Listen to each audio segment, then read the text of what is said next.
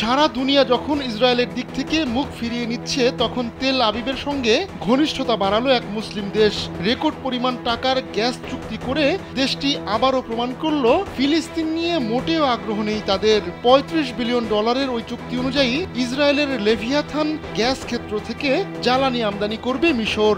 ইসরায়েলের জ্বালানি প্রতিষ্ঠান নিউমেড বৃহস্পতিবার এই চুক্তির ব্যাপারে ঘোষণা দেয়। 2040 সাল নাগাদ মিশরকে 130 বিলিয়ন কিউবিক মিটার গ্যাস সরবরাহ করবে ইসরায়েলি কোম্পানিটি। এই গ্যাস ক্ষেত্রের 3টি মালিক প্রতিষ্ঠান রয়েছে।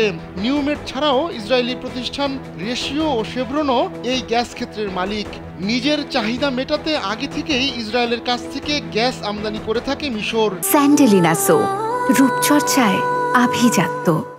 কিন্তু 2023 সালের অক্টোবরে গাজায় ইসরায়েলি অভিযান শুরুর পর এতে ছেদ ঘটে। তবে দেশীয় উৎপাদন ব্যবস্থা ভেঙে পড়ায় ইসরায়েলের গ্যাসই এখন মিশরের ভরসার কারণ হয়ে উঠেছে।